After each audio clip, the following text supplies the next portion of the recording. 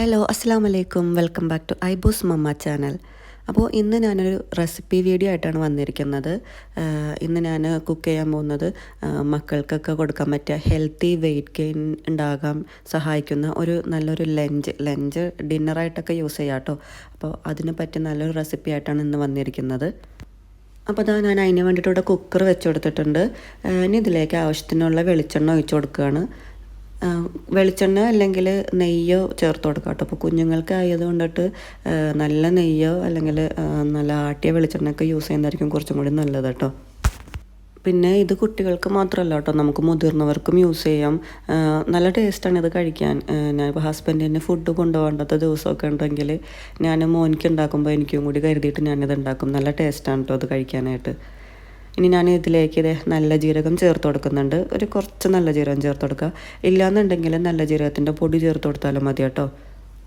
ഇനി അതിലേക്ക് സവാള ചേർത്ത് കൊടുക്കുക. ഞാനിപ്പോൾ ഒരു മീഡിയം വലിപ്പത്തിലുള്ള ഒരു സവാള ഫുള്ള് യൂസ് ചെയ്തിട്ടുണ്ട്.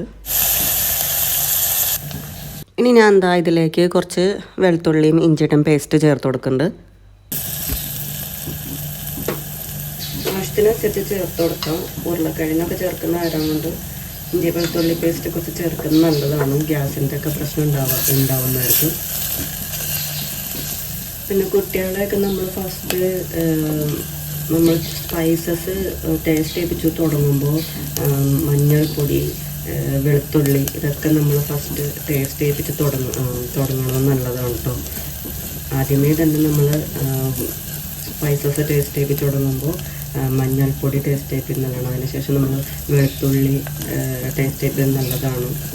കുരുമുളകൊക്കെ നല്ലതാണ്, പക്ഷേ തുടക്കത്തിലെ തന്നെ കുരുമുളകൊക്കെ നമ്മൾ ടേസ്റ്റ് ചെയ്യിപ്പിക്കരുത്. ഫസ്റ്റ് ഇതുപോലെ മഞ്ഞൾപ്പൊടി, പിന്നെ വെളുത്തുള്ളി, അതുപോലെ നല്ല ജീരകത്തിൻ്റെയൊക്കെ ഇതിപ്പോൾ ഞാൻ നല്ല ജീരകം മുഴുവനായിട്ടുള്ളതാണ് ആഡ് ചെയ്തേക്കുന്നത്. നല്ല ജീരകത്തിൻ്റെ പൊടി ചേർത്ത് കൊടുക്കാം. നെക്സ്റ്റായിട്ട് ചേർത്ത് കൊടുക്കുന്നതാണ് ഉരുളക്കിഴങ്ങ്. ക്യാരറ്റൊക്കെ ഇതിൻ്റെ കൂടുതൽ ചേർത്ത് കൊടുക്കാം കേട്ടോ. ക്യാരറ്റ് ചേർക്കുമ്പോൾ നല്ലപോലെ ഗ്രേറ്റ് ചെയ്തിട്ട് ചേർത്ത് കൊടുക്കാം. അപ്പോൾ കുറച്ചും കൂടെ നല്ല ടേസ്റ്റ് ഉണ്ടാവും. ഇനി നെക്സ്റ്റ് ഇതിൻ്റെ കൂട്ടത്തിൽ തന്നെ കുറച്ച് മത്തങ്ങ ചെറുതായിട്ട് കട്ടിപ്പത്ത് ചേർത്ത് കൊടുക്കാം. എന്നിട്ട് നമ്മളുടെ കയ്യിലുള്ള വെജിറ്റബിൾസ് അനുസരിച്ചിട്ട് ചേർത്താൽ മതി കേട്ടോ. കുട്ടികൾ ഏതൊക്കെ വെജിറ്റബിൾസാണ് കഴിക്കാമെന്നുള്ളത് അതനുസരിച്ചിട്ട് ചേർത്ത് കൊടുക്കാം. ഇതിലേക്ക് കുറച്ച് മഞ്ഞൾപ്പൊടി ഇട്ട് കൊടുക്കുന്നുണ്ട്.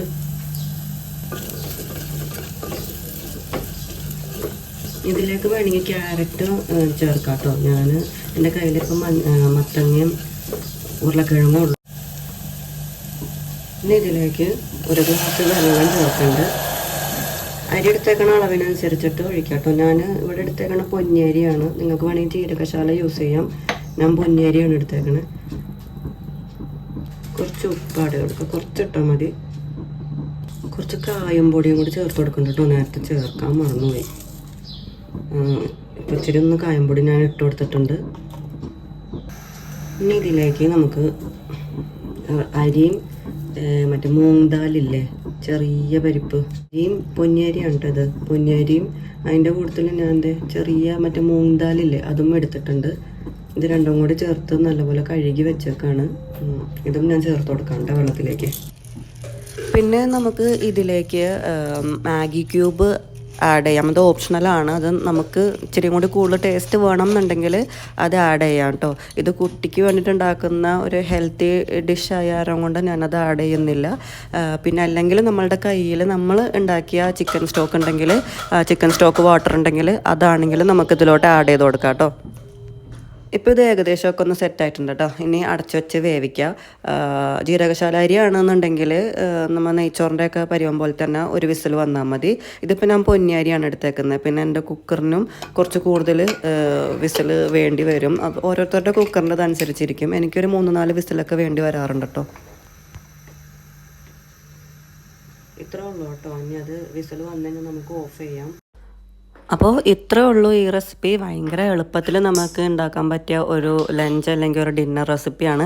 കിച്ചടി എന്നാണ് കേട്ടോ ഈ റെസിപ്പീനെ പറയുക. നമുക്ക് നമ്മുടെ കയ്യിലുള്ള വെജിറ്റബിൾസ് അനുസരിച്ചിട്ട് ഇതിൽ ചേർത്ത് കൊടുക്കുക. ഭയങ്കര ഹെൽത്തി വെയിറ്റ് ഗെയിൻ നൽകുന്ന ഒരു റെസിപ്പിയാണ്. കുട്ടികൾക്കും മുതിർന്നവർക്കൊക്കെ ഒരേപോലെ ഇഷ്ടപ്പെടുന്ന ഒരു റെസിപ്പി തന്നെയാണ്. ഇതിൻ്റെ കൂട്ടത്തിൽ നമുക്ക് അധികം പുളിയില്ലാത്ത കട്ട തൈരൊക്കെ ഇല്ലേ, അതിലൊക്കെ വെച്ചിട്ട് സലാഡൊക്കെ ഉണ്ടാക്കിയിട്ട് ഇതിൻ്റെ സൈഡായിട്ട് കഴിച്ച് കഴിഞ്ഞാൽ നല്ല ടേസ്റ്റാണ് കേട്ടോ. അപ്പോൾ ഇത്രയേ ഉള്ളൂ ഇന്നത്തെ വീഡിയോ. Thanks for watching.